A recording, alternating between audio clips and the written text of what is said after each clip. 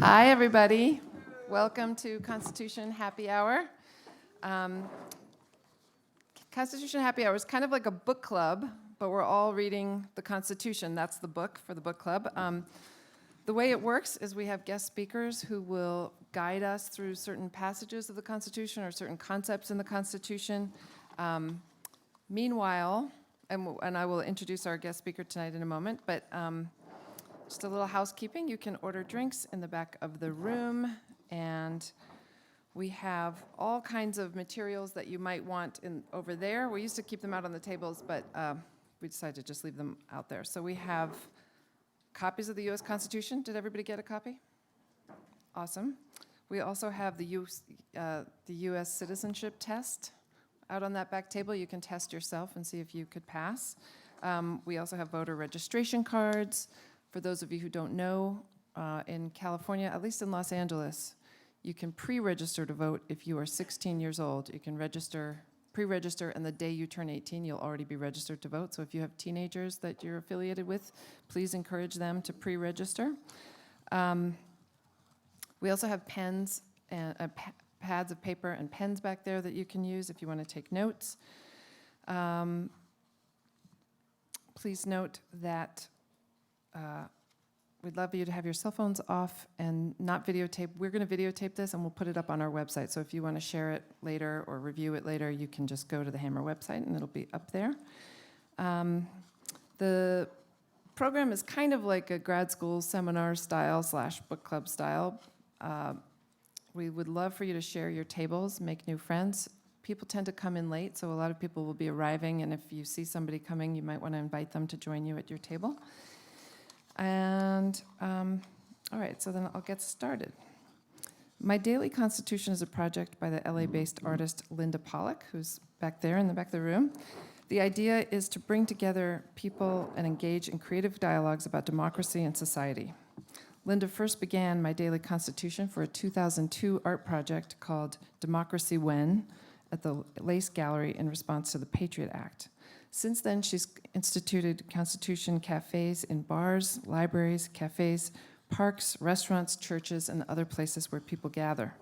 To quote Linda, "Our Constitution, our democracy, is about interpretation. And interpretation means a collective, active dialogue, not just passive consumers and lawmaking producers. The U.S. Constitution is a living document, part of our quotidian life, influencing us in both large and small ways daily." So to that end, we're hoping to encourage everyone to get used to reading the Constitution, carrying it with you, and knowing what it actually says. How many people in this room are new to Constitution Happy Hour? Holy camole.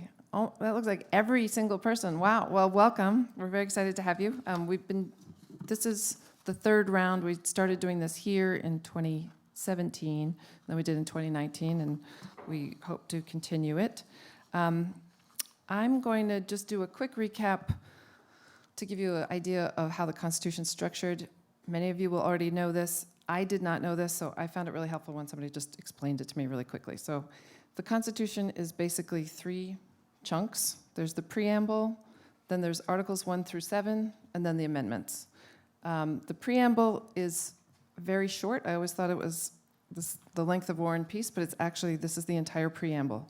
"We, the people of the United States, in order to form a more perfect union, establish justice, ensure domestic tranquility, provide for the common defense, promote the general welfare, and secure the blessings of liberty to ourselves and our posterity, do ordain and establish this Constitution for the United States of America." That's the preamble.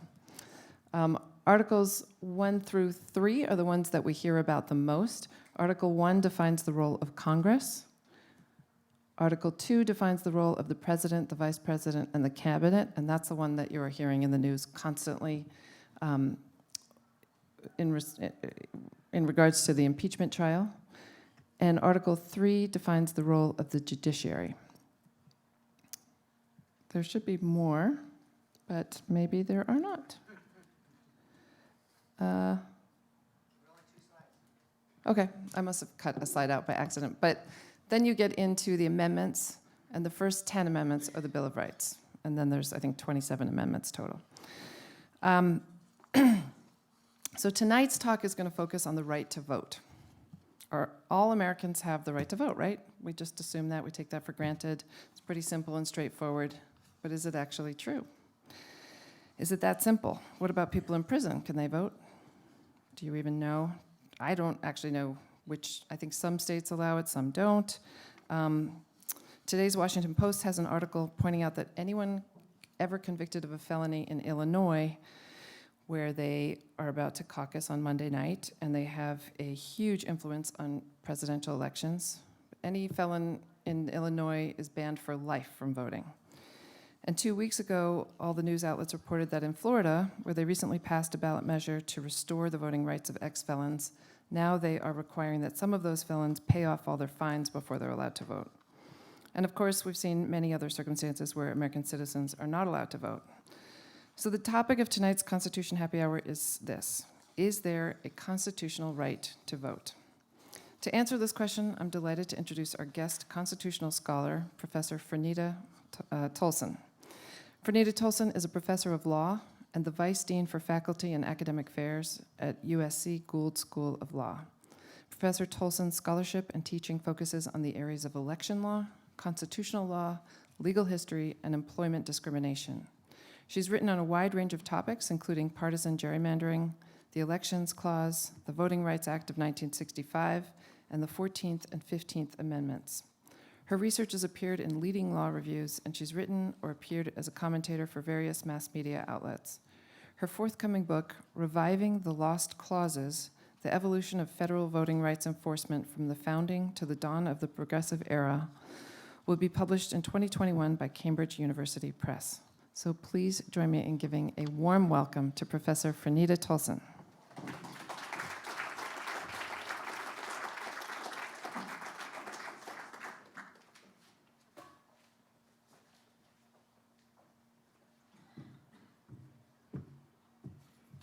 Hi. It's the first talk I'm giving with wine in my hand. I am here for that. So I didn't mean to be provocative with the title of my presentation. Is there a constitutional right to vote? But it's surprisingly provocative because people assume that they have a right to vote. We routinely call ourselves a democracy, but it turns out these are actually labels that you have to earn, right? That term means something. So I ask people all the time, including people in my families, which hurts my heart, if I'm being honestly, is there a constitutional right to vote to my 4-year-old? And she always says, yes, mommy. And my response is, well, pull out your Constitution and show me, right? So pull out your Constitution and show me. Where is there a right to vote in the federal Constitution?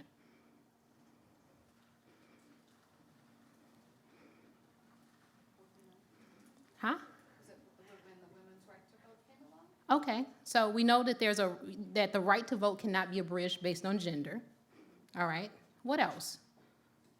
Explicit right to vote. You have a right to vote.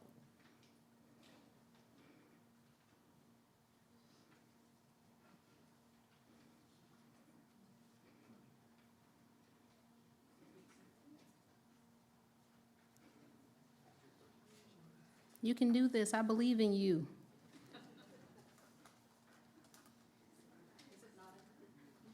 It may not be, right? So let me rephrase the question, right? Because the impulse is to look for something that's an affirmative guarantee, right? That you have a right to vote. What does the Constitution tell us about voting more generally? So as this young lady in the front mentioned, your right to vote cannot be abridged based on gender. So there's stuff about voting in there, such as what? The Electoral College, right? Article 2 tells us how the Electoral College is relevant to how we select a president. What else? The age, right? Your right to vote cannot be abridged if you are 18 years or older. What else? No poll taxes.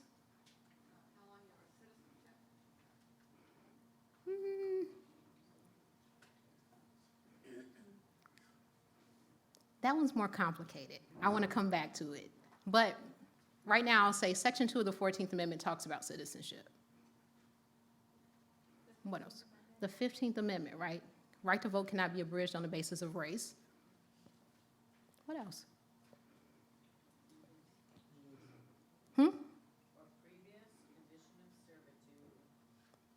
Somebody's reading Section 2 of the 14th Amendment and making my heart sing right now. Yes, right? Congress can reduce a state's delegation in the House for abridging the right to vote, except if someone has committed a crime. What else? I hope you guys are sensing a pattern here.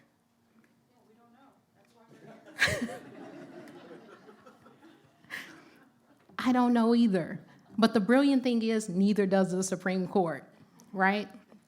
And so the beautiful thing about all of this is that we have a series of provisions that deal with voting, but no explicit right to vote. Everything is usually written in the negative. Section 2 of the 14th Amendment is an exception, right? Because it's an express grant to Congress to reduce a state's delegation in the House if the state is really just a bad actor, right? If they abridge or deny the right to vote. But there's no explicit right to vote. Now, the absence of an explicit constitutional right to vote in the text, and instead a series of provisions where we actually have to infer a right to vote, has created a lot of problems, So first, the Supreme Court has essentially had to create a right to vote in the case law.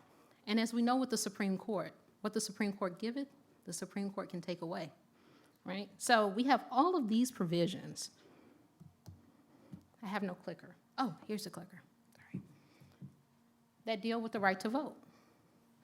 Article 1, Section 2, the House of Representatives shall be composed by members chosen by the people of the several states and must have the qualifications requisite for electors of the most numerous branch of the state legislature, right? So what that means is that whoever can vote for the most numerous branch of the state legislature can also vote in federal elections. So it ties state and federal elections together.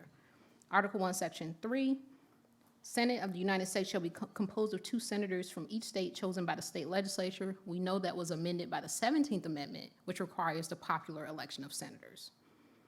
Article 1, Section 4, time, place, and manner of holding elections for senators and representatives shall be prescribed in each state by the legislature, but Congress has a veto authority, right? They can make or alter these regulations at will. And keep in mind, this is separate from voter qualification standards, which deal with who can vote. This is the when, where, and how we vote.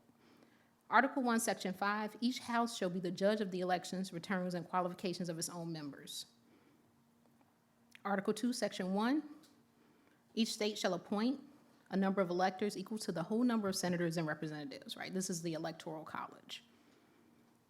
Republican Guarantee Clause. The United States shall guarantee to every state in this union a republican form of government and shall protect each of them against invasion and against domestic violence. Section 2 of the 14th Amendment. When the right to vote is denied to, quote, any male inhabitants of such state being 21 years of age and citizens of the United States, the basis of representation therein shall be reduced. 15th Amendment. Right to vote shall not be abridged on the basis of race, color, or previous condition of servitude. Why do we have so many provisions that deal with voting, but no explicit right to vote? 17th Amendment, I've already mentioned. 19th, gender, we've talked about. 22nd, 23rd, 24th, 26th. But really, this is where a lot of the action happens, right? Because the fact that there's no explicit right to vote has kind of forced Congress on its own terms to try to enfranchise more people. And in a way, trying to enforce the provisions of these, the terms of these different provisions, but sort of laying out a more affirmative vision of the right to vote. So most of you are probably familiar with the Voting Rights Act of 1965. It was enacted under the 14th and 15th Amendments, and the most relevant case, recent case, is a case called Shelby County versus Holder, which I'll talk about at length. But also the National Voter Registration Act of 1993 and the Help America Vote Act of 2002 have also been integral to expanding the right to vote. So National Voter Registration Act, many of you probably are familiar with it under the term the motor voter law. When you go and you get a license and you're able to register to vote, that's because of the National Voter Registration Act. The Help America Vote Act was a response to the controversy over the 2000 presidential election, which some of you in the room are also probably familiar with, right? This was a way of trying to help states modernize their election equipment. And so the Voting Rights Act was enacted under the 14th and 15th Amendments. The 2 other provisions here were enacted under the Elections Clause. So in reality, a lot of things happen in Congress to further a vision of the right to vote because the court hasn't been especially, I'm trying to think of a word that's not insulting, conscientious about how they frame the right to vote. So in fact, if you look at the case law regarding the state's power to circumscribe voting rights is pretty inconsistent, and much of the blame is due to the asymmetric framework that the Supreme Court established almost 50 years ago. So we've been living with this problem a long time. In a series of cases, the court held that the Voter Qualifications Clause, which I pointed to earlier, Article 1, Section 2, right, the provision I referred to as tying the qualifications of electors for state elections to the qualifications of electors for federal elections.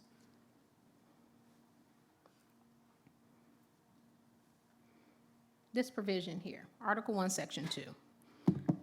So the court found that this provision confers a right to vote in federal elections. Now, it doesn't say that, right? This is an inference that the court has drawn from the text.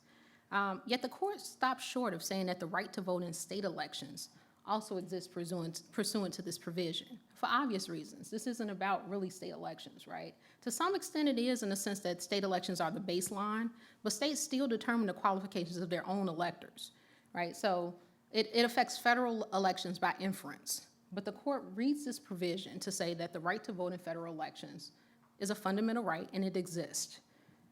But the court stopped short when it came to state elections.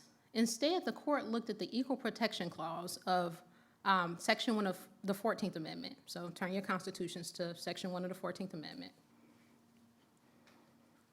I'm going to do you like I do my students. What does the Equal Protection Clause say in Section 1 of the 14th Amendment?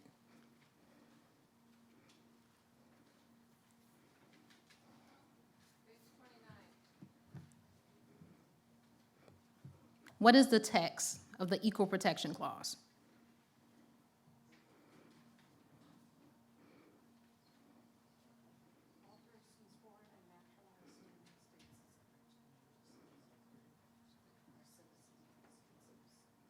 Okay. The citizenship provision, what's next?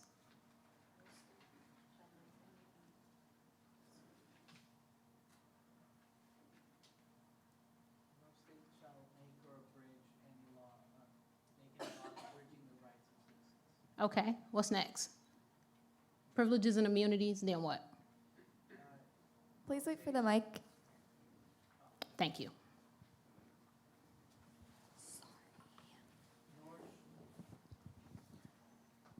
Nor shall any state deprive any person of life, liberty, property without process of law, nor deny any person within the jurisdiction the equal protection of the laws. Nor deny to any person the equal protection of the laws. What does that say about the right to vote?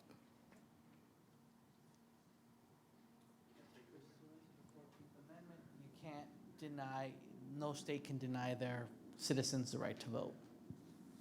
Is that what you got from denying your citizens the equal protection of the laws? I think, I'm not putting you on the spot. No, That's no. exactly what the court did.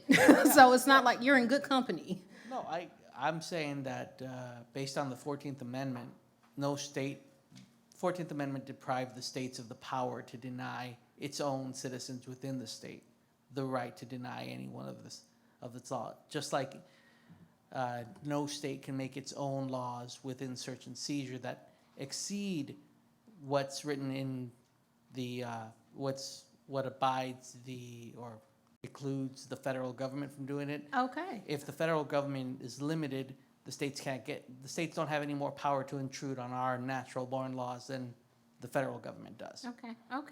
I'm feeling that. Let me push you a little bit, though. Sure. So does that mean that states can't choose to disenfranchise everybody? Can the state of California tomorrow wake up and say to the state, to the extent that a state has a sleep pattern, can the state wake up tomorrow and say no one can vote in state elections? No. Why not? 14th Amendment deprives them of that. We as American citizens, we as the people, have certain inalienable rights. I'm of the belief that the Constitution and the Bill of Rights written in the Constitution doesn't establish our rights. Our rights are independent of the Constitution.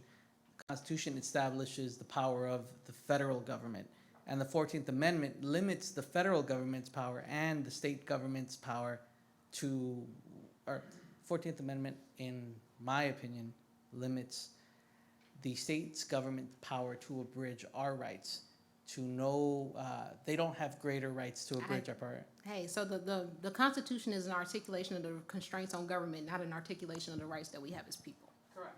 Okay, I can dig it. But you're wrong. I agree with you, right? Like, I agree that that makes sense. But what the court has done is actually contrary to what both me and you believe. So tomorrow, the state of California can wake up and disenfranchise everybody in this room. The thing is, they just have to disenfranchise everybody. Equally. That is the extreme stupidity of the equal protection framework for the right to vote. And with those words, I'll probably never be a Supreme Court justice. Okay. Please wait for the mic. There's a state constitution, right? So the right to vote, a lot of it is premised on the existence of state constitutions as the source of the right to vote, right? So this is a separate issue. Is there a right to vote under the federal constitution? Is heavily dependent on whether or not the state constitution protects it. But the state of California couldn't wake up tomorrow morning and deprive the right to vote because the state constitution protects that. Well, that's true. That is true. But just in a sense of, is there any independent protection of a right to vote in state elections under the federal constitution? The answer is unequivocally no.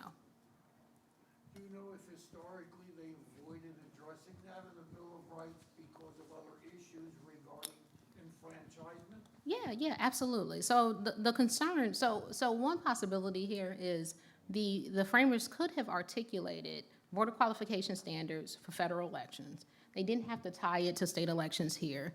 And the reason that they didn't is because articulating one uniform voter qualification standard would have disenfranchised people in some states, right? Because the voter qualification standards varied at the founding. I don't think that the framers anticipated this question of the right to vote in federal elections having any federal significance at all, right? So the equal protection framework as it governs state elections is made up.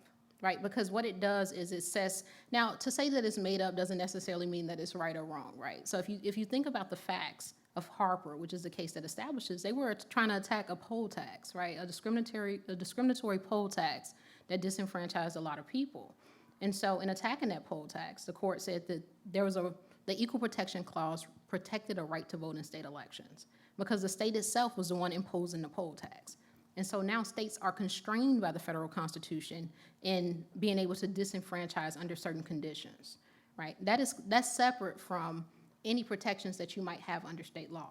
The question is whether or not the extent to which the federal government protects you. The problem, though, is that this equal protection framework that the court has developed is problematic because over the course of the last 5 decades, it has come to dominate how the court thinks about the right to vote across the board. So as I mentioned before, Article 1, Section 2 protects a fundamental right to vote in federal elections, right? So one would think that this is not something that can be taken away, right? Just by virtue of that statement. One might also think that by connecting it to this provision, which talks about state elections, the right to vote in state elections can't be taken away, because if you take that away, then where are the federal electors?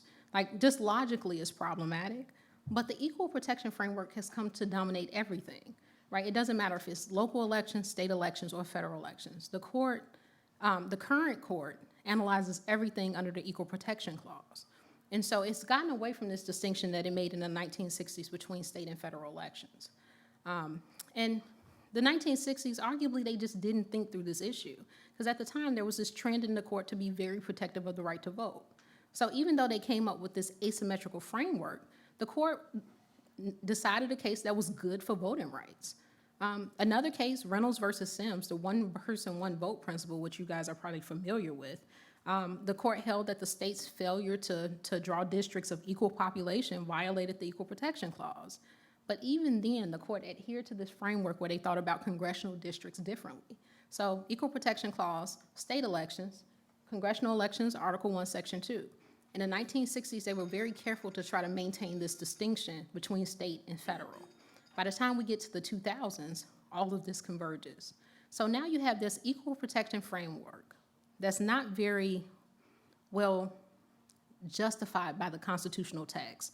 And so what does that mean? That means that the court can manipulate it, right? So at one point, they were very protective of the right to vote. Now they're not so protective, right? So now they can require states to come forward with very little justification for restrictions on the right to vote, because they are the ones who created the framework. That's the problem with coming up with a framework that is somewhat distant from the constitutional text. But this leads me to my second point. Because there's no explicit right to vote, Congress is more limited, right? So to the extent that Congress wants to come in and protect the right to vote, Congress acts pursuant to the constitutional text, right? So Congress has to kind of piece together its authority pursuant to all of these different provisions and thinking about what it can do to protect the right to vote. And it also has to be attended to Supreme Court case law, which, as I mentioned, is somewhat disjointed in this area. And nowhere has this been more evident than with the Supreme Court's 2013 invalidation of a portion of the Voting Rights Act in a case called Shelby County versus Holder. In Shelby County, the U.S. Supreme Court invalidated Section 4B of the Voting Rights Act of 1965. Together, Sections 4B and 5 required certain jurisdictions to pre-clear all changes to their voting laws with the federal government before those changes could go into effect. So think about what that meant from a practical standpoint. The federal government required certain states to ask permission before they can change any of their voting laws, right? This is, if you think of states as their own sovereign entities, this was in some ways an affront to state sovereignty, right? Because they did not have control to implement the laws that they thought were important, right? So if they wanted to move a polling place, they had to get permission from the federal government. So Section 4B in particular determined which states were subject to the pre-clearance requirement. So which states had to ask permission before they can implement any changes. And it covered those jurisdictions that had, that used a device such as a literacy test and had voter turnout of less than 50% in the 1960s. So 1965, Congress passes this law. It covers a handful of jurisdictions. They expanded in 1970 and 1975. Effectively, you end up with the regime that covers the former Confederacy and portions of other states. Now, without the coverage formula of Section 4B, which was invalidated in Shelby County, you have no states that are covered. So technically, the remedy of preclearance still exists, but there are no states covered after Shelby County versus Holder. Now, the court's reasoning is very interesting if you think about it. The court held that Section 4B violated the Constitution's principle of equal sovereignty. So equal sovereignty is derived from this principle that every state enters into the union on the same terms, right? So when you have a territory seeking statehood, it comes in on the same terms as already existing states. Functionally, what this means is that Congress has to have a very good reason for discriminating between the sovereign states. So if Congress wants to treat one state differently from another, they have to come forward with a really good justification. Now, you can probably imagine there are a lot of laws that technically discriminate between the sovereign states. One example I often give my students is environmental legislation, right? Environmental legislation doesn't apply equally to all 50 states because states have different terrains and different types of environmental problems. There are some states that have coal, there are some states that have natural gas, and so on, right? So it's impossible for Congress to treat every state the same with respect to legislation. The equal sovereignty principle basically stands for the proposition that Congress has to have a really good reason. Here, the court did not think that the reason was good enough. So the court said that it is constitutionally suspect for Congress to impose a preclearance requirement for some states, but not others. And in particular, not other states that are just as bad when it comes to discrimination, right? So why are we covering Mississippi and Georgia and not Ohio, for example, to give you an example of a state that has faced a lot of litigation since 2013. So one of the open questions after Shelby County is, how good does the justification have to be in order for Congress to depart from this principle of equal sovereignty?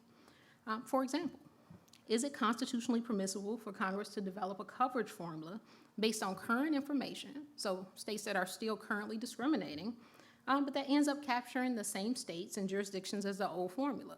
Right? Congress just basically reauthorizes a formula that results in the same outcome. It appears that this would be okay, but what this also means is that the court is making a very formalistic procedural distinction in invalidating the coverage formula. They're more concerned about how it was enacted as opposed to whether or not it's actually effective.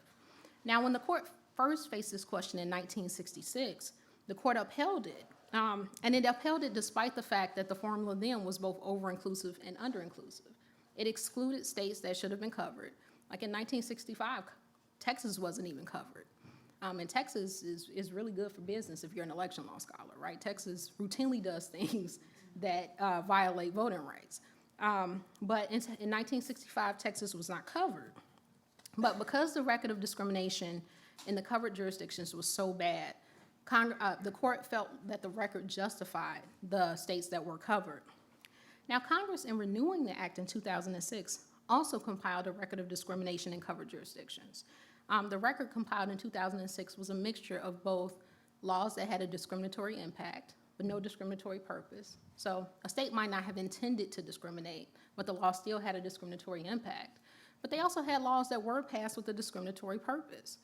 So the record in 2006, though, was not as bad as 1965 by any stretch of the imagination. And so what the court wanted was something closer to 1965, right?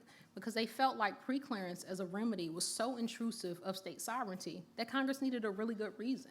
And what's a really good reason? Discrimination that existed like in 1965. So they were not at all persuaded by the legislative record that Congress compiled in 2006 to try to justify the Voting Rights Act.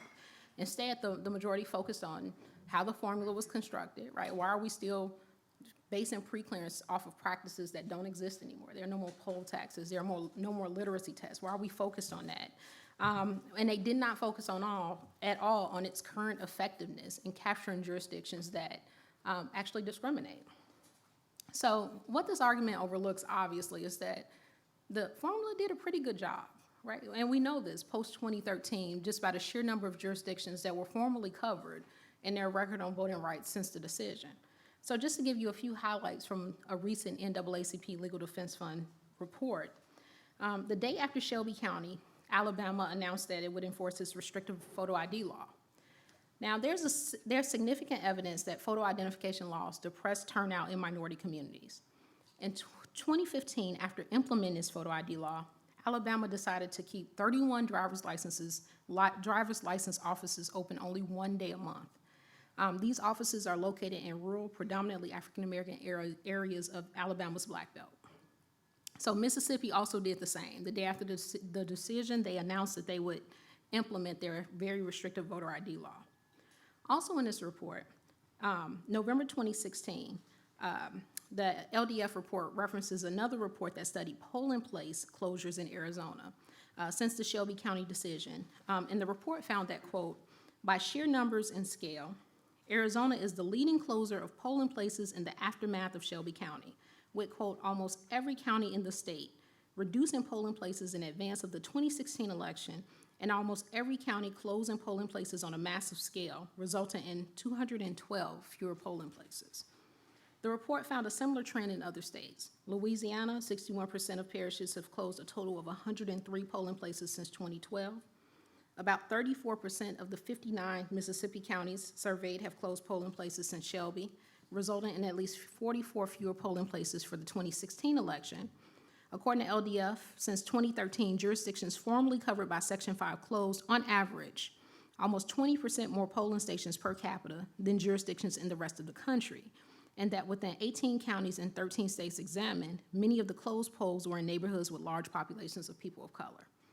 So it's not a coincidence that the coverage formula captured these jurisdictions. Over time, they have proved to be worse offenders than those not covered. In 2016, Arkansas' Secretary of State mistakenly flagged about 4,000 registered voters to be purged from voter registration lists. Since 2016, Florida has purged more than 7% of voters, and Georgia has purged 10.6% of voters. A 2018 report found that between September of 2016 and May of 2018, North Carolina purged 11.7% of its voter rolls. In 90 out of 100 counties, voters of color were overrepresented among the purged group. Can you define the purging? Absolutely. So voter purging is when the Secretary of State, under the auspices of cleaning up their voter rolls, removes voters who haven't voted in the last two elections usually. So the National Voter Registration Act imposes some restrictions on the ability of states to remove voters. But if a voter hasn't voted for a certain amount of time, they remove them. A lot of states have a practice of also removing voters with similar names. So they'll remove a voter who hasn't voted, but they'll also remove someone who's an active voter who has a name similar to someone who hasn't voted. And so because of that, a lot of people get captured in these voter purges and they're erroneously disenfranchised. And they won't know it until they show up to vote. Because after all, they registered to vote, right? And so then they go vote and then they realize they've been purged from the rolls. Yes, Who does that affect the most? people of color. Yeah, so it affects people of color. Also keep in mind, one underappreciated problem with voter purges, women are also disproportionately affected, right? So and I know in the voting rights scholarship, we don't talk about this a lot, but if your name is different from the name on your license, and what married women change their names all the time, that can pose problems with voting, right? And so also something to keep in mind. I know we talk about how these restrictions affect people of color, but they also disproportionately affect women too, because women tend to change their names when they get married and not necessarily update their materials in a timely fashion. Yep. What about students who change addresses frequently? Students who change addresses frequently are routinely disenfranchised. And in fact, one might say that they're a target population because they, some of them want to vote where they live. Some of them want to vote where they go to school. So depending on the state, states have tried to make it more difficult to do that. Okay, so where was I in my reign of terror? Okay, Amendment 4. So Claudia referenced Amendment 4 in her opening remarks. Just to bring you up to speed, it was a ballot initiative in Florida that automatically restored voting rights for over 1 million disenfranchised Floridians with prior felony convictions. But the state legislature recently passed a law, and the governor signed it, that will require these individuals to pay all of their fines and fees before any of them can vote. Now, after this law, an early analysis shows that fewer than 1 in 5 individuals with prior felony convictions will be able to vote. So the requirement of fines and fees has basically rendered Amendment 4 null and void. Now, I mentioned North Carolina earlier, but just to hone the point, Texas and North Carolina have been especially egregious in Shelby County. They have faced so much litigation over the last decade. And in fact, I routinely thank them because without these two states, my election law class would be 2 credits instead of 3, right? Because they just cannot seem to act right.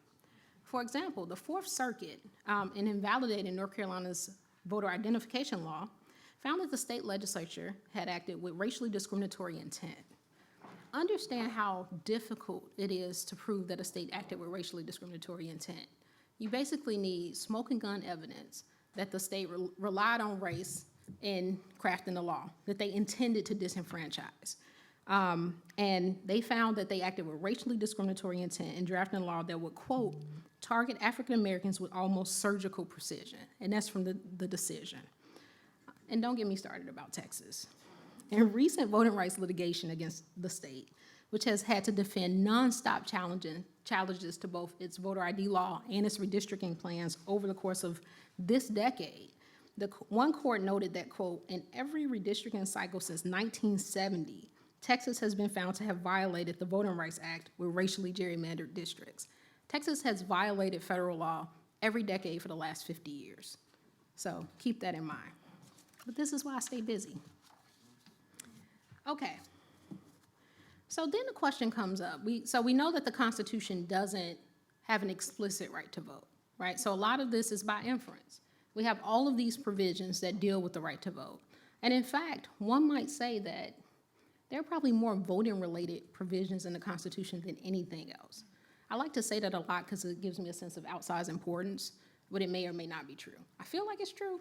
I've never counted, though. It's just a lot, right? And so what can we do? The Supreme Court has, at least in the last 20 years, pretty consistently gotten this wrong. Congress, on the other hand, Congress has shown some signs of promise. I know we tend to think of Congress as a body that is pretty dysfunctional, but Congress did give us the Voting Rights Act.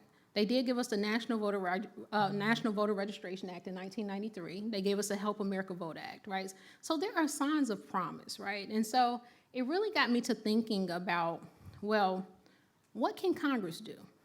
If I'm criticizing the court and I'm saying that the court has gotten this wrong, what can Congress do?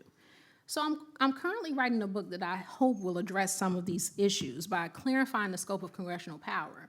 Because one of the things I realize is that Congress might not even know what it can do, right? We focus so much on the court, and we place so much importance on the court getting it right, but we don't think about Congress. Congress also has an obligation to get it right.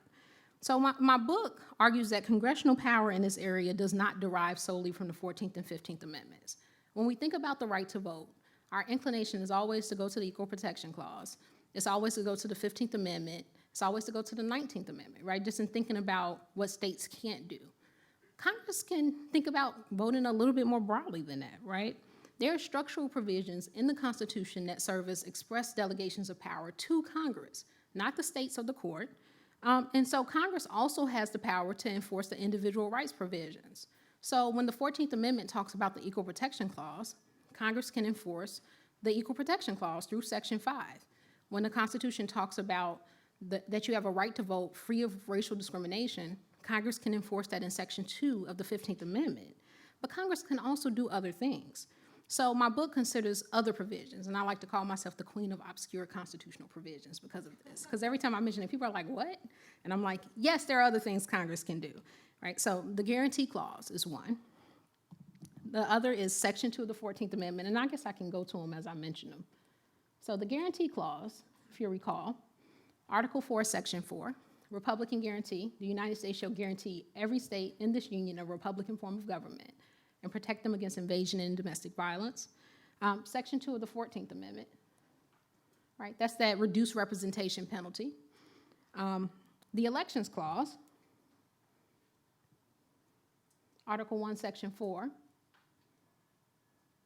the times, places, and manner of holding elections for senators and representatives shall be prescribed in each state by the legislature, right? So where does Congress come in? This talks about, remember I talked about voter qualifications as who. This is the when, what, and how. Congress may at any time by law make or alter, right? So they can just displace state regulations at will. They don't have to have a reason, right? So really this is, although it talks about states at the beginning, this is a grant of power to Congress. Okay, and then Article 1, Section 5.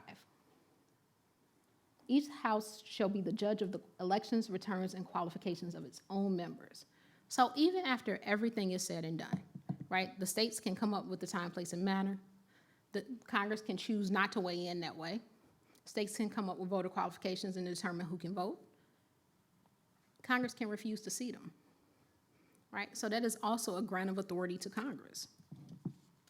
So let's start with the Guarantee Clause. The Guarantee Clause was widely viewed as setting a floor that states could not go below in crafting their state governments upon entering the union. So no monarchy, no oligarchy, but a government ruled by majoritarian principles.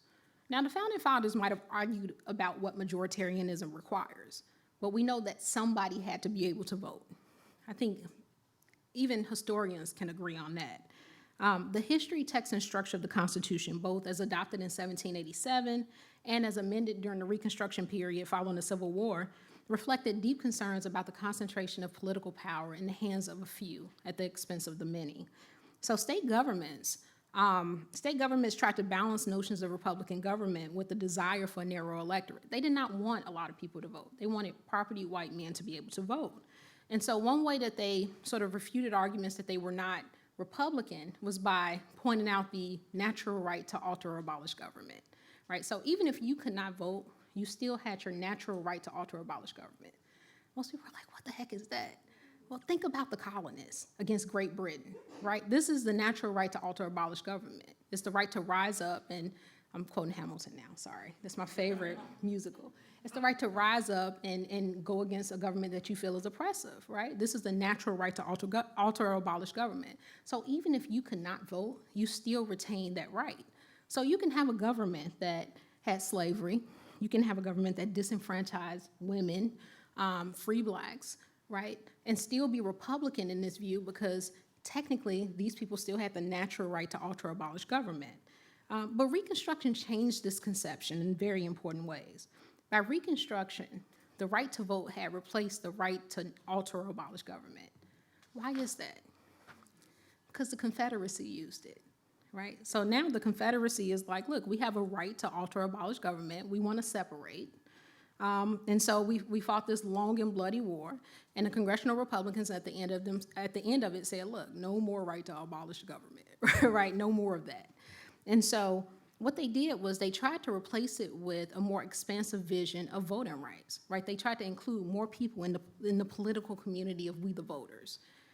So Reconstruction did a couple things. The first is that it affirmed that the guarantee clause, with this focus on representative government, it still remains sort of this organizational principle that limited the ability of elected officials to disenfranchise those within the political community of we the voters, right? So Republicanism required that those who are able to vote and capable of voting to be able to vote, right? States could not disenfranchise those entitled to vote. But it did so with a different conception of who belonged in that community. And so the Reconstruction Congress basically relied on the Guarantee Clause to craft new political communities in the wake of the Civil War. So it was no longer about the planter class, right, ruling the South. Instead, they tried to create a new group of voters governed by Republican ideals and entitled to more expansive suffrage. And this group included recently emancipated slaves. So now you have a vision of voting, a vision of political community that included people who had previously been excluded. And through Section 2 of the 14th Amendment,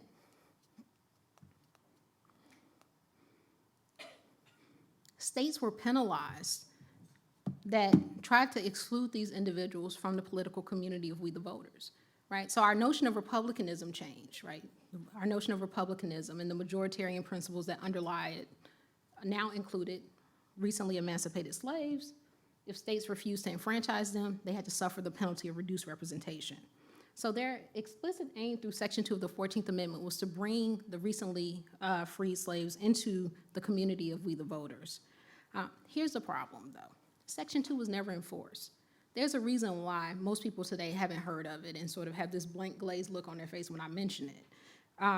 But to be clear, it's dormancy. It's still a part of the Constitution. There's nothing that sort of changes its presence there.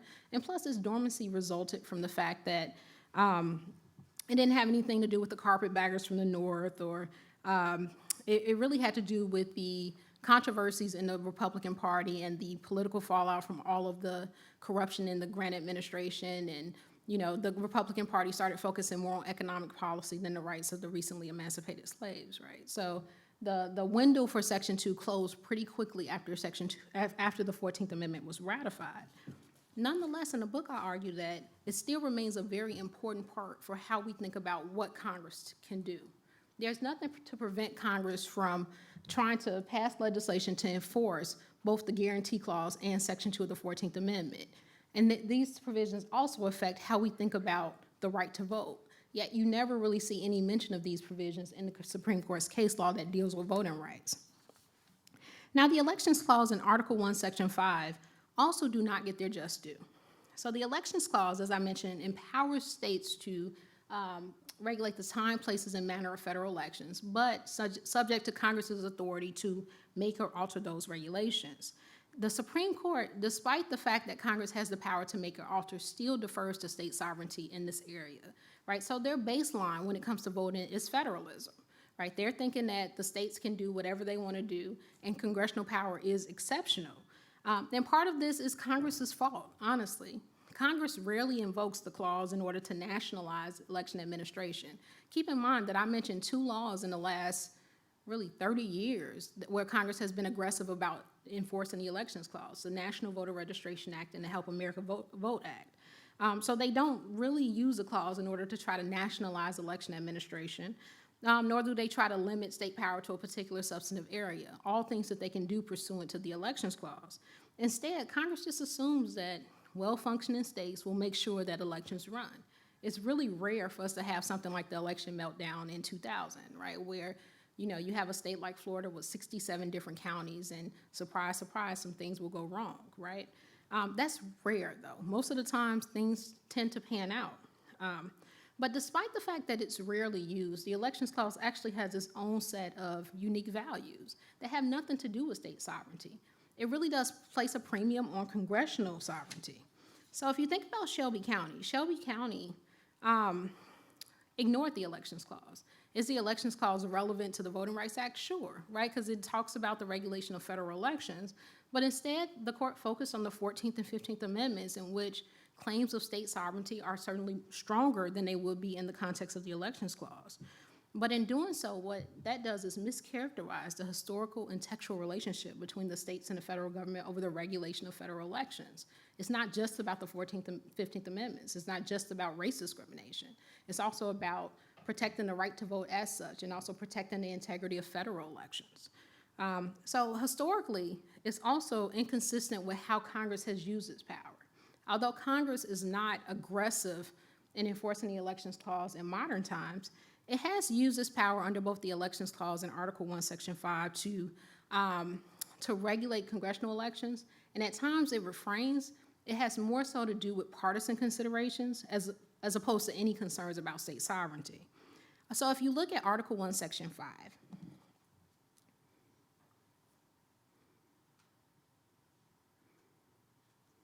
each house shall be the judge of the elections, returns, and qualifications of its own members.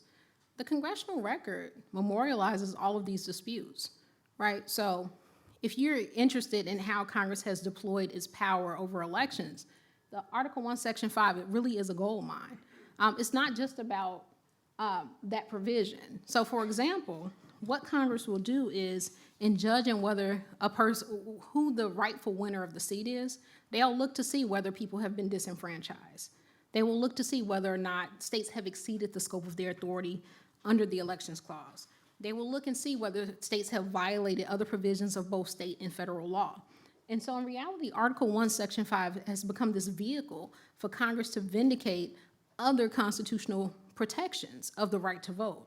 And interestingly enough, in these election disputes, the House did not necessarily require the state to hold another election. Sometimes they would just say, you know what, this person won. And it's not reviewable by the courts, right? So, it's an incredible source of power that often gets overlooked. And part of it is because because Congress is coming in on the back end and making a determination about a particular election. And so there's just not the same type of attention that is focused on Congress's power under Article 1, Section 5, even though it can change the outcome of an election. What's the process that, Please wait for the mic. Sure. what's the process that Congress uses to question a state election? The loser files a complaint in the House of Representatives. And they'll hold hearings. The House Committee on Elections will hold hearings to determine whether there were any election irregularities. And then the House will determine whether or not the person should be seated. So the House as a whole votes. Mm-hmm. So the House votes for the House and the Senate votes for the Senate, and you don't need both houses? No, you don't need both houses. So my book focuses on these provisions. Article 1, Section 5, the Elections Clause, Section 2, the Guarantee Clause, in part because of the fact that the Roberts Court consistently pushes this notion of state sovereignty, even in domains in which it's not appropriate, right? And so my goal is to think about voting beyond how we've conceived it as a creature of state law, right? Congress actually has a lot of power to weigh in on who can vote and the circumstances under which votes can be cast.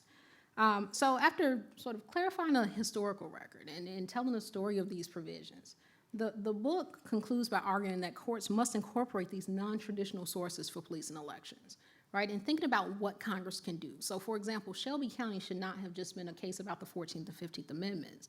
The court should have also talked about the Elections Clause as a source of authority, especially if they thought that the 14th and 15th Amendments fell short of providing the authorization that Congress needed in order to justify reauthorizing the Voting Rights Act in 2006. So effective judicial review must account for all of these different sources of power. Now, of course, my book only goes to the progressive era. So I don't get into the 19th Amendment and 23 and 26, and so that's a separate book that I have to get a contract for. But it also, helps complete the story about what Congress can do, and it gets us beyond the 14th and 15th Amendments, right? And it also gets us beyond this court-centered view. The court will not save you. If anything, that is the lesson of 2020. The court will not save us. often on Twitter, and I see people tweeting about the impeachment proceedings and expecting the Chief Justice to do something. And I'm like, what do they expect him to do? But it's part of this whole notion that the court is going to save us, right? And really, we have to think about new and creative ways of trying to, if we want to earn the label of democracy, we have to figure out what that means to us and what we're going to do to facilitate that label. So my contribution is this. I write about a bunch of boring clauses that I hope make some impact on Congress and people who litigate voting rights cases. But I put the ball in your court. What are you going to do? What are you doing for 2020, right? There are different things that you can do. You don't have to write a book about, I find it fascinating, but I'm a weirdo.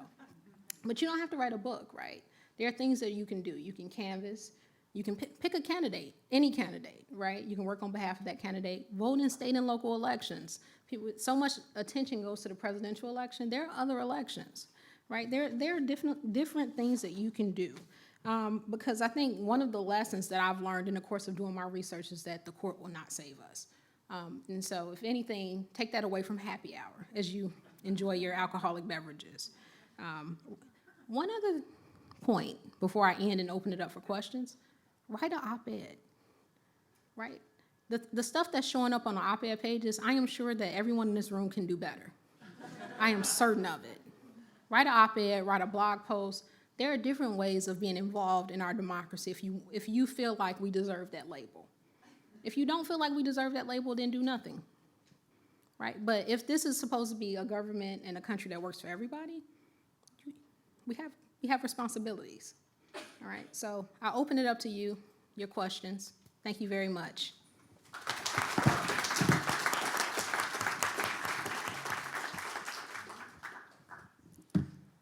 Okay, I'm going to take advantage of my position and ask the first question. You make a great case for using the Constitution to try and execute elections in a better, more organized, more fair way. But if you ruled the world and started from scratch, would you recommend national election board and having it all happen through a central location? Or what would you do if there wasn't all this mess already that's kind of holding us? Surprisingly, no, right? So one of the things that I'm trying to avoid in the book is this view that nationalizing everything is an ideal solution. I don't think that, right? Like federalism is one of the reasons why I think we've made it. Because if everyone had to live under a regime of rural Alabama, then I think that the country would have fell apart. And people in Alabama feel like if they would have had to live under a system like we have in California, they would move to another country, right? So the way that we're so big that it's impossible to have a one-size-fit-all solution, but there are certain things that we can do better, right? And there are also certain pathologies in this country that we have to control against, right? We can't ignore the fact that we have a history of discriminating against people of color when it comes to voting rights, that we have a history of discriminating against women when it comes to voting rights, right? And so knowing that we have these pathologies, I think that Congress in particular is well suited to be aggressive about protecting against those things. But that being said, I don't think that it is ideal to have a system where things are delegated down to the county level, right? Florida has 67 different counties. And so to the extent that there's all this drum beating about voter fraud and voter integrity and voter this, that, and the other, 67 different counties. Now, voter fraud isn't really a thing. Like, and people can argue with me about this in a Q&A. I'm just being honest. It's not. Like, there was a study done that looked at votes cast in elections in like the last 10 years, and like 8 billion votes cast. I think it was like maybe 2 cases or like, it's not really a thing. But to the extent that people are concerned about things going wrong, delegating things down to the county level facilitates that, right? So I'm not saying that that is the ideal solution, but I am also not completely against a federalist structure because I recognize that we're a very big country and that our diversity is one of the things that makes us attractive as a country.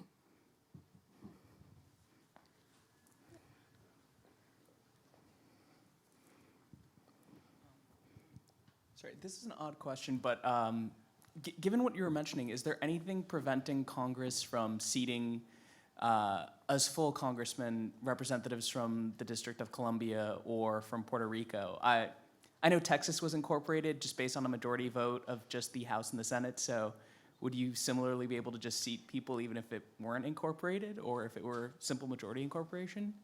Seat people from, representatives elected from people that don't, from areas that don't have voting power. So even though, I mean, the District of Columbia is not a state, but they have a Right. non-voting member. Right. Could the House then just decide to decree her a voting member of Congress? Is there anything I would think legally so. Under stopping- Article 1, Section 5, that seems to suggest that they may be able to do that. Now, that's a very broad reading. Elections, qualifications, returns. So it would be a broad reading of Article 1, Section 5. There's precedent for congressmen But from it's- territories as well. Right, but it's certainly possible if they want to make her a voting member. I would be hard pressed to see, honestly, I don't even know if the Supreme Court would weigh in on the merits, because it seems political. Thank you. Yeah. Please wait for the mic. Washington DC? Washington Yeah. and Puerto Rico. Right, but they have non-voting members. Right. Right, so his question is, could they decide to, could they decide to make the person a voting member? Not seat them, like, they're seated, but they don't have any power. Could Congress on its own initiative decide to give them power? And my answer is yes. Yes.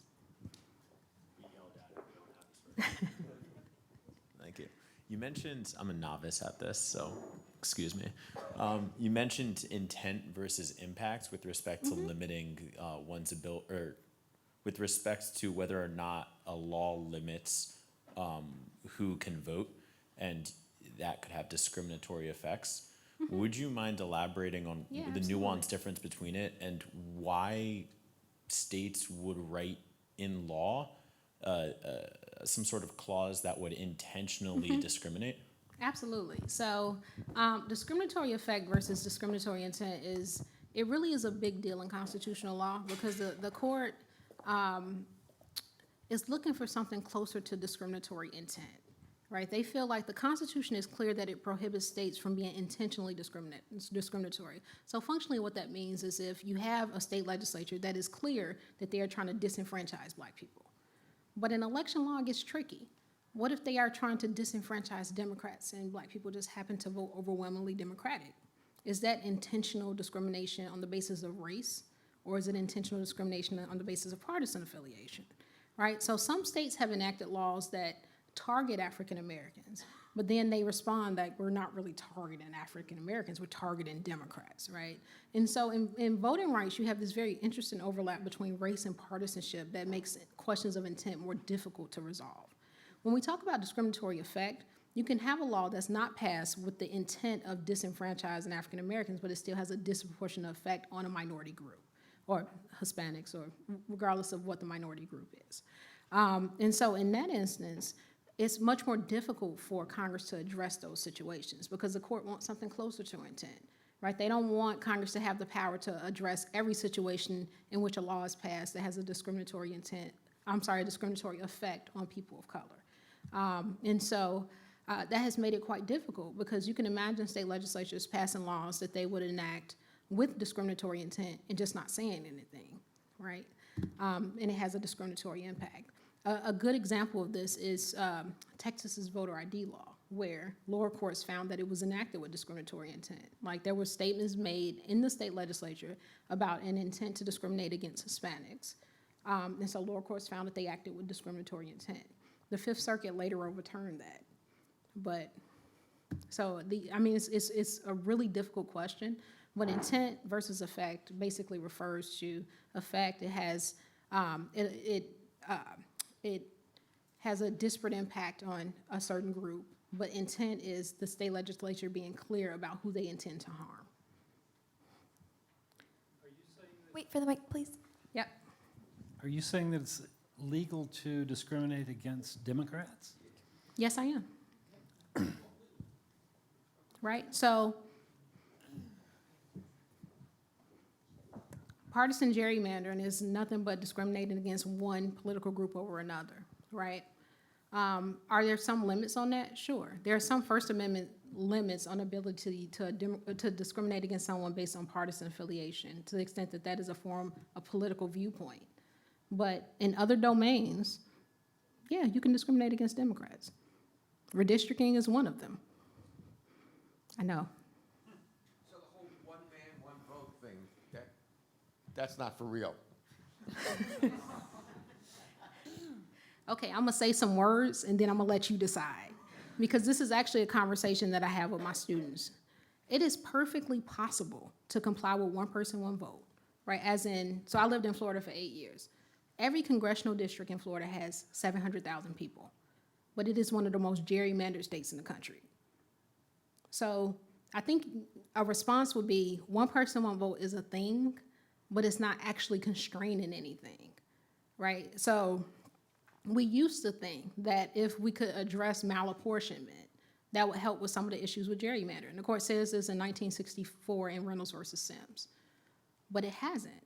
And part of it is that the technology is really good, right? They can look at partisan affiliation and race and socioeconomic status and all these things down to the precinct level. That didn't exist in 1964, right? So yes, it's possible to comply with one person, one vote, but still possible to gerrymander based on race, based on partisan affiliation, based on any number of characteristics because the technology is so sophisticated. I have the mic. So in 2016, I went to vote. Okay? I had my ID and I had a piece of paper, but I wasn't on the list, and I've lived in the same place for 10 years. So I had to fill something out. And it Provisional ballot. Provisional ballot, and it took 5 weeks. I kept calling to make sure. So why did that happen? That was just an error in the system? It could have been an error in the system. It could have also been poll worker error. And most states are, their law that the poll worker can disenfranchise you and it not pose any legal problems. And if I didn't have my ID, and if I was Yeah. far away from where I live, I wouldn't have been able to vote. That's actually really common, and a lot of people don't follow up, especially after the election and yeah. I did. Yeah. So mine is very close to that in that you probably saw the documentary Suppression. I have not. Sorry, my editor So is like, where's your It is manuscript? free. It is Yeah. free to watch. Yes. And so when people say, get out the vote, it is all about the governor, was it of North Carolina, South Carolina? Do you know? Probably North Carolina. North Carolina, that was in charge of voter registration that wiped everybody off the. Secretary of State. Usually it's the Secretary of State. Secretary of State that wipes people out. All right, but they had the control over the levers of that, used it completely inappropriately, but it didn't negate, where are we with that? Because they're not overturning the election. So here's the thing. This is the tricky thing with this, and I struggle with this a lot, because think about the Georgia election, right? The Georgia Secretary of State, who was responsible for administering the system of elections, was running for governor, right? So Brian Kemp just gets to declare Brian Kemp the winner of the governor's election, right? That is the system we live in.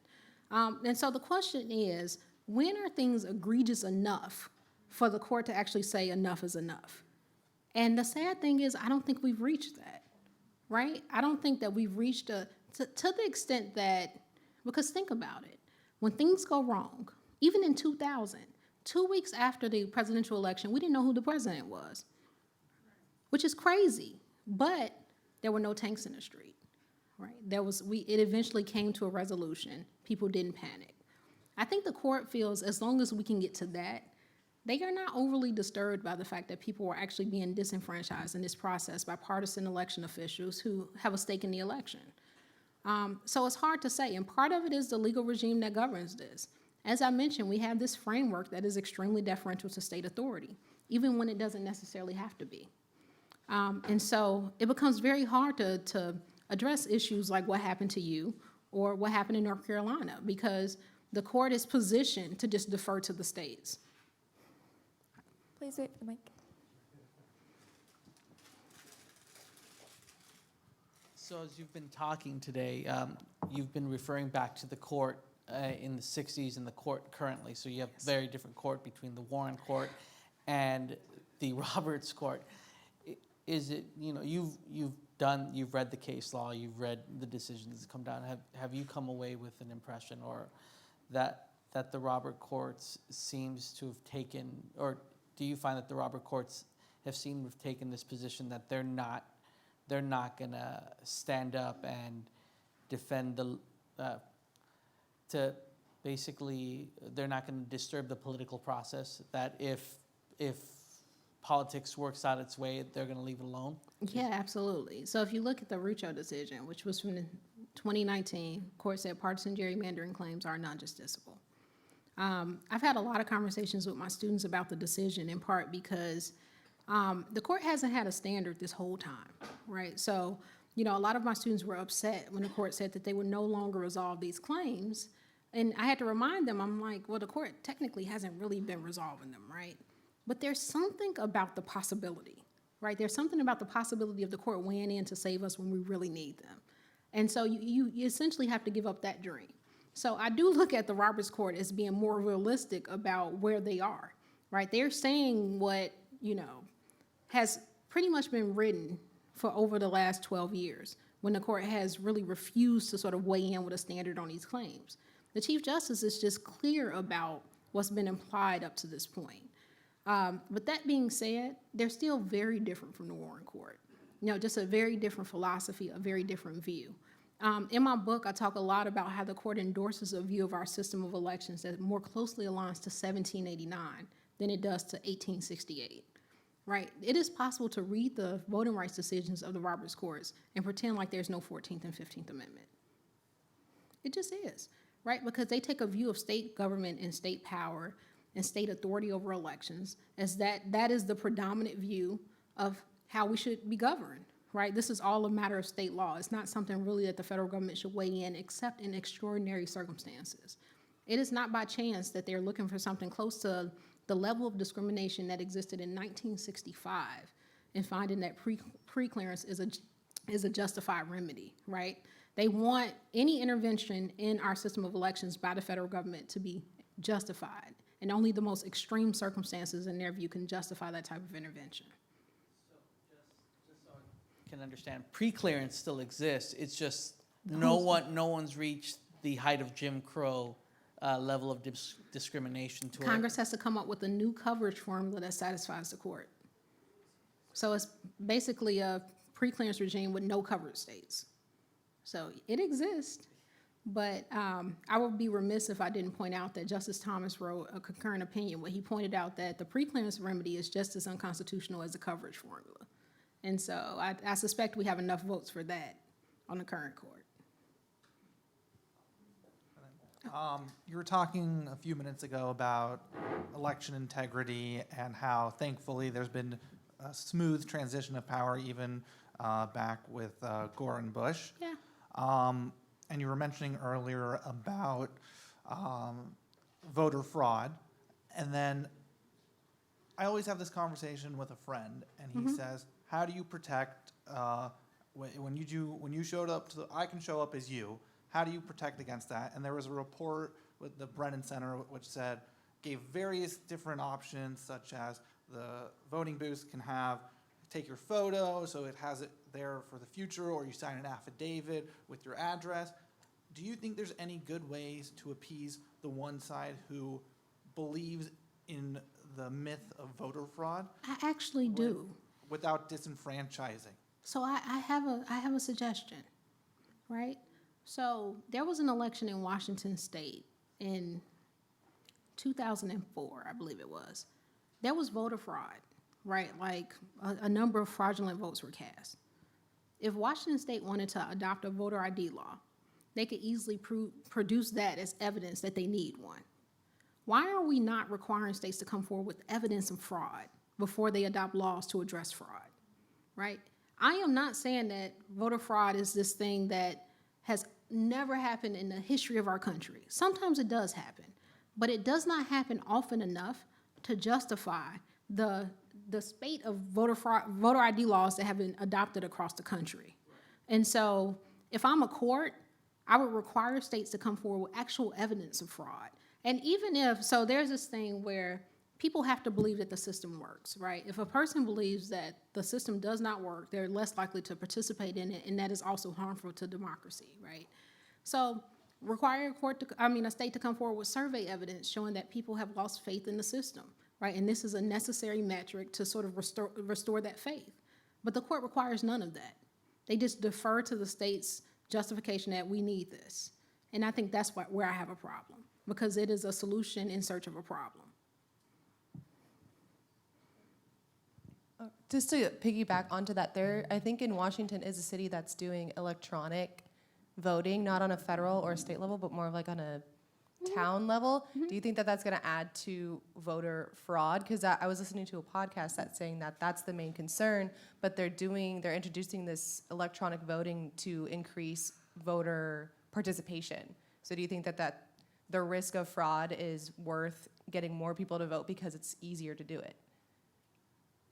Maybe, right? Like, I mean, just honestly, I think that we're worried about something that rarely happens. And it seems weird that we're like sort of, creating this culture of, well, we have to worry about fraud, and it's not happening.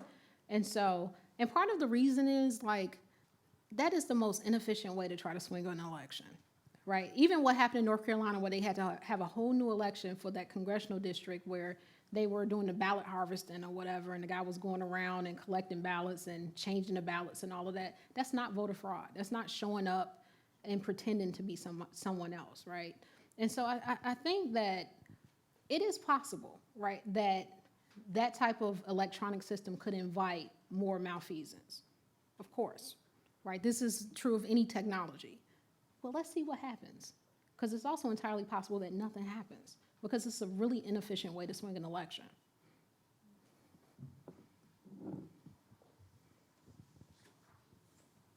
I just wanted to follow up on that. And you mentioned about wanting people it's important that people believe in the system, the voting process. Just like you, I'm on Twitter as well, and I always do the search for voter fraud, and I'm shocked about how many people believe in it. Yeah, a lot of people do. So you have a large contingency that believe in it. And I know you were mentioning earlier how you want the states to prove it. Just prove it, yeah. What if they say that's not good enough? The security is more important. Do you think there's anything that they need to do, or? I do. So, and believe it or not, South Carolina, their voter ID law has a reasonable impediment provision. And so if you don't have an ID, you sign an affidavit saying why you couldn't get an ID, and they let you vote, right? So every voter ID law is not the same. Texas has one of the most restrictive voter ID laws in the country. Every voter ID law does not have to look like that. You can have voter ID laws that are sufficiently protective of the right to vote, yet responsive to this concern about voter fraud. And so I think that's also something that gets lost in the narrative. People assume that voter ID law, that they all have to be restrictive, and they don't. And in fact, South Carolina has had a voter ID law since 1988.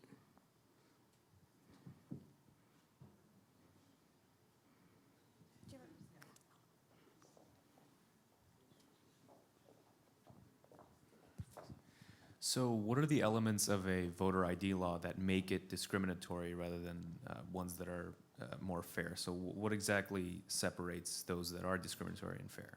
So you can have a voter ID law that only accepts a very narrow realm of IDs. So for example, you can have a voter ID law that accepts hunting licenses, but not school IDs, right? That's clearly tailored towards a certain demographic. Or you can have, as I mentioned with the Alabama law, they require you to have a photo ID, but then they close. At first, they tried to close the driver's license offices, and now they're only open one day a month, right? So they can make it difficult to get you an ID. And that is the type of thing that is arguably has a discriminatory effect depending on when they're located. And those offices in particular were located in predominantly minority areas. Right, so those are the types of things that courts look at. It doesn't always work because that was litigated and the plaintiffs lost.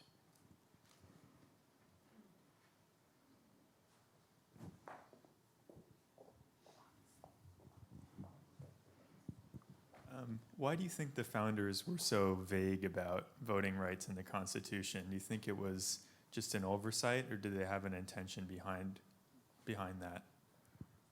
I don't think they expected the document to last 200 years. That's probably the first thing.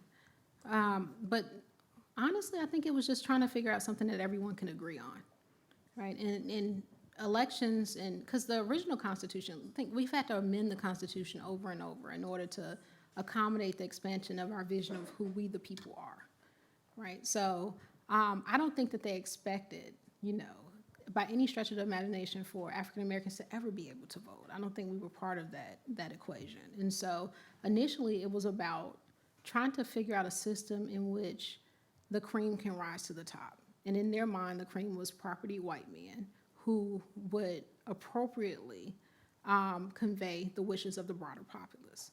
So how can we create a set of rules to facilitate that, right? The Electoral College would probably be the most obvious example of a system that is placed between the broader electorate and the elected official, right? You have electors in the Electoral College who convey the wishes of the broader population. And so I think they were trying to both sort of distance the masses from power while also empowering people who would be good shepherds of that authority. So it really is a compromise document in many ways.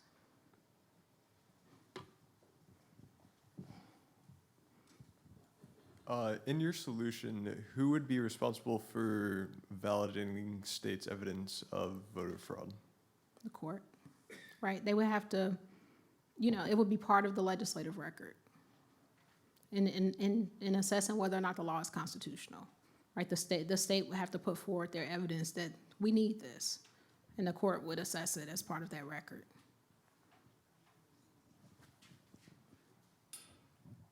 I think everybody would be interested in your opinion on if Trump doesn't concede the next election, what are the constitutional remedies for that? Nothing. So my answer is actually two parts, because I'm interested in knowing what you think. What I think is that the concession has no legal effect, right? Like, you don't have to concede. But it is an important part of our tradition. Right, it says something about the transfer of power. It's something that we value as a polity. So I'm really interested to hear what you think if he refuses to concede. What does the world look like on Wednesday morning? Torches and pitchforks? And that's the thing. I can sit up here and tell you a concession has no legal impact. But to everyday Americans, that means something in a way that I feel like law doesn't really appreciate. So, I don't know. When the governor of Kentucky refused to concede after he lost, I was more sure. Like, that doesn't mean anything. It's Kentucky, right? Right. But if the president refuses to concede, to me, that's different. With respect to voter fraud, who would have the standing to sue? Someone who has been standing to sue to challenge the voter ID law? Yes. And it would Someone be who has difficulty? It'd be a federal jurisdiction? Yeah, so you can challenge in federal court, and it would be someone who had difficulty getting the ID. Even if the difficulty is correct? So difficulty here would be, for example, you have some people born at home who don't have birth certificates. Or if someone was born in a different state and has difficulty getting the documentation that they need in order to get an ID in that state. Those that have typically been the plaintiffs who challenge voter ID laws. I know that in the next, SCOTUS is going to have a case about faithless electors coming up. And I was wondering what your thought on the National Popular Vote Compact with the momentum going forward and the polarization that there is now towards the national popular vote, whereas back in the 70s, you had politicians on both sides who were in favor of it when it almost passed.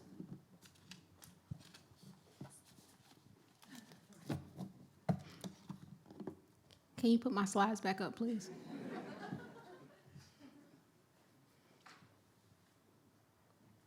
long story short, it's unconstitutional, and let me explain to you why. It really is. The National Popular Vote Initiative is an attempt to change our system of federalism by statute. Let's be clear about that, right? And so one might think that because under Article 2,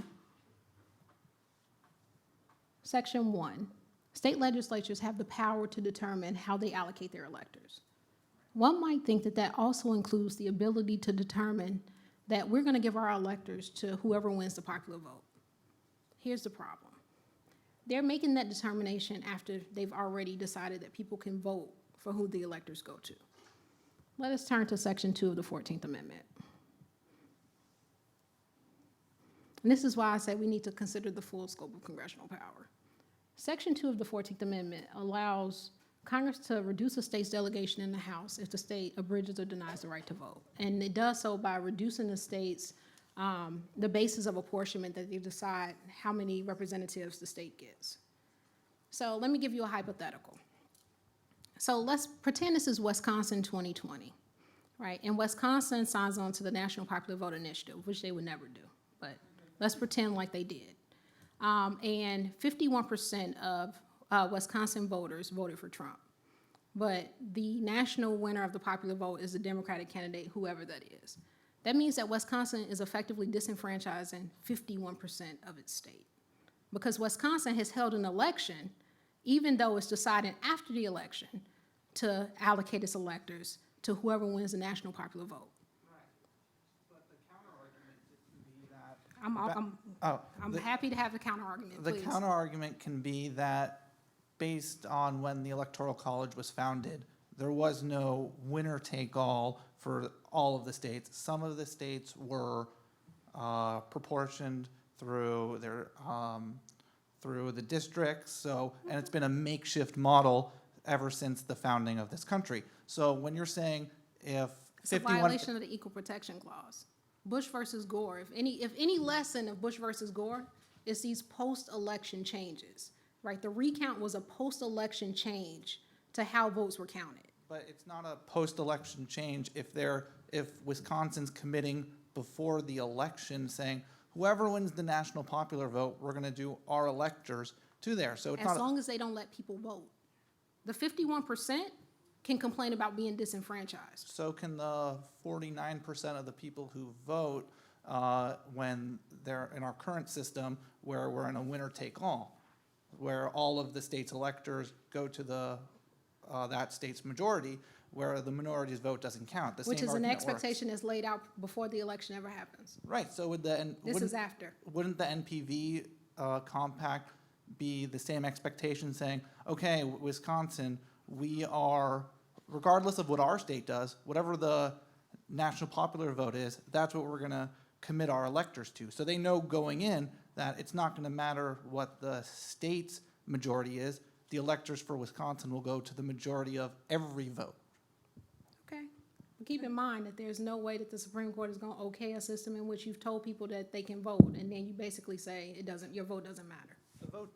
It doesn't matter. But wouldn't the vote still matter? No. Because their vote is part of the national vote. They can just do a survey, right? They can just do a survey.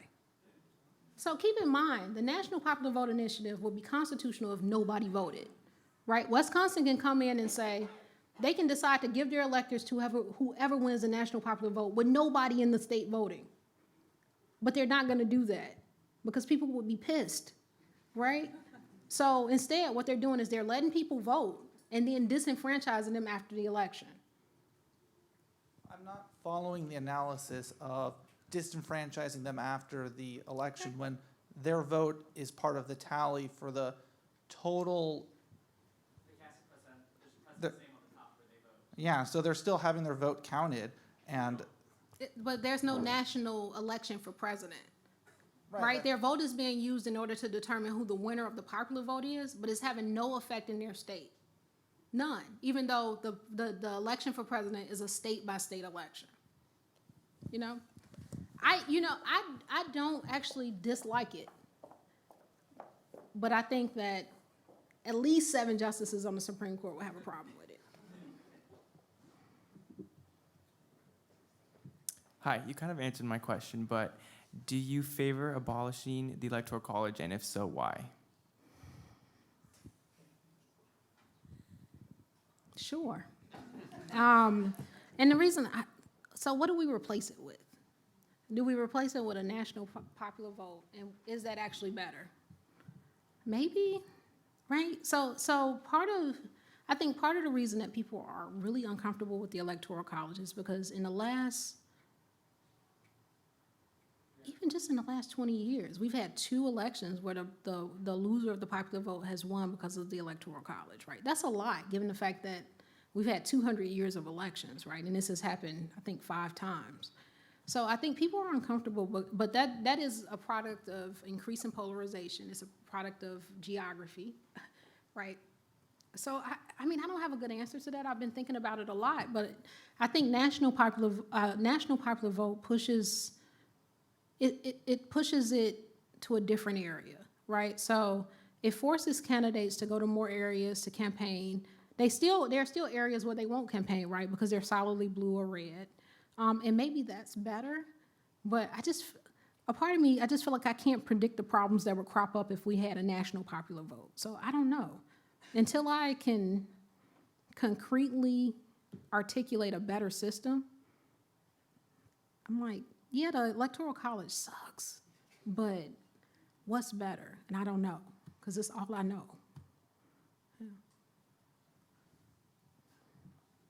Sorry, this is an odd question. Is there a way to trigger contingent elections in the House, or to where you think that would be a likely scenario that would occur?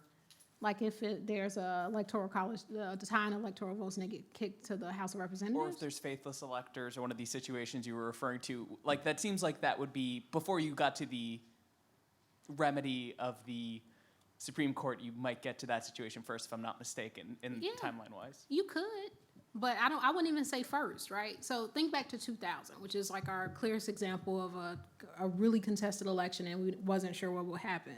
That was litigated, even though the Florida legislature could have decided to allocate all of its electors to Bush, right? They could have just did that and then it went to Congress. They chose to litigate it before it even got that far. So it's entirely possible that that could happen, but I still think litigation will probably happen first because that's our natural posture. I was thinking about the situation with the National Vote Compact more. I was thinking of the National Vote Compact more. Like it seems like before that ever came in, or it might trigger a contingent election or something, if states were allocating it in different ways and they weren't, I don't know. I think if we ever get to a point where enough states sign on to get to 270, you could potentially see some action in the House about who's the rightful president. Yeah, for sure. I just don't think we'll ever get to that point where enough states sign on.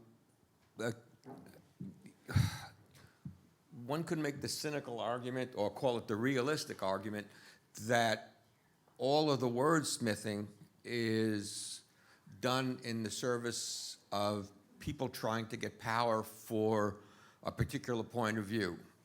And that there is no higher, absolute just way of doing things. To the victor goes the spoils. To the victor goes the spoils. Yeah. And at any given moment, some different group is the victor. And as a result of that, any of these things can change. The interpretation can change, the amendments can change. So I'm not sure where that leaves us. Yeah, I think about that quite a bit. That was Justice O'Connor's point in her her dissent in one of the first cases where the court dealt with this issue of partisan gerrymandering, whether or not they should even entertain these claims. She said, look, these things tend to work themselves out over the course of the decade. If a political party gerrymanders too much, then they lose seats. And you have changes in powers shifts in power that basically constrains a political party's desire to punish the other party, right? The court should not weigh in on this. And it really is closely aligned with this idea that somehow when you have these power struggles, we have 2 dominant political parties in this country, maybe this thing will just shake itself out. But But the counter argument to that is, rather than just sort of shaking itself out, the dominant party modifies things in such a way that it makes it impossible for the minority party to ever get themselves back into an equal power position or a larger power position. people forget that the Democrats held the House for 40 years, right, prior to 1994. And I think that it's important to understand, and this is what makes me push back against Justice O'Connor's view. What about the voters, right? Eventually, if voters they keep turning out, they keep doing what they're supposed to do. We're always telling people to vote, vote, vote, and nothing is happening. The system isn't responsive to people voting. Eventually, the system is going to break. Can we afford to let things work themselves out? And that's my concern. That's why I don't think that works. Where I think that there has to be some court involvement because the political branches have no incentive. But what do you do if the court is refusing to become involved? Then it becomes up to the citizens, right, to sort of push the political branches to be more responsive. Reflection of the same power struggle. They are, yeah, they are. They are a reflection, right? They have their own concerns about their legitimacy and being politicized and everything else. But one thing I didn't mention in my presentation, state courts. State courts have become a really powerful way to address some of these pathologies. State ballot initiative processes have become really powerful ways to address some of this. So citizens do have things, right, that they can turn to in order to address some of the issues that we have in our political system. And I think we're only just recently starting to realize that we can be proactive about using those things. And so in the wake of the 2016 election, you did see more ballot initiatives, like Amendment of 4, even though the state legislature came in and changed things retroactively, it was a reflection of people's desire to enfranchise more people. They wanted the complexion of the Florida electorate to look a little different, right? So people are being aggressive about using the tools that they have at their disposal in order to empower themselves against the abuses by the political branches. So you're an optimist. I am just here. I'm just trying to make it. Taking it day to day. What was the intent of the Electoral College to begin with? Why did they choose to use that method rather than... Who's talking? Oh, okay. The motive, the intent of the Founding Fathers to set up the Electoral College rather than a straight one-on-one vote. It was to protect slave owners. I couldn't hear you. I'm sorry. It was to protect slave owners, right? Because what it did was, because slaves counted as 3/5 of a person, they were able to get a bump in the Electoral College, which is in part why the first 7 presidents were slave owners, right? Because the slave states had an outsized presence in the federal government because of that compromise. So A national popular vote would have disenfranchised them because a lot of the population was in the Northeast. Sounds like there's time for a change. Hey, I'm with you. Going back to what you were saying earlier about Congress's inherent power and contextual power, going back, I'm just referencing the section. Which section? Article 1, Section 5, and yes. the power pursuant to Article 1, Section 5. What check is there, or is there any check on Congress's power to basically nullify a state's voting right? If, let's say, a state voted a minority candidate in and from the minority party, what's to prevent Congress and the party in the majority from nullifying that? Is there any check? There's a check, but not on that, right? So the check is that Congress cannot use its power under Article 1, Section 5 to change the qualifications to be a congressperson, right? So if a person meets the age, residency, and citizenship requirements to be a congressperson, Congress has to seat them. So you can't use Article 1 in order to change the qualifications, but that's pretty much the only case law we have. So, I mean, it's extremely broad. Me. Oh, so I'm supposed to wrap it up. Last question.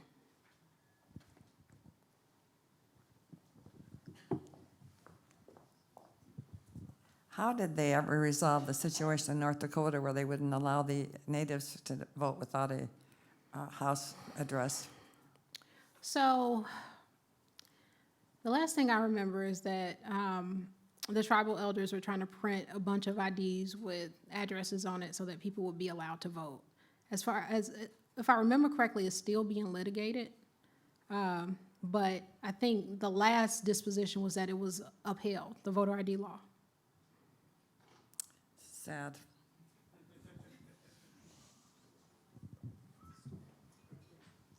Yeah.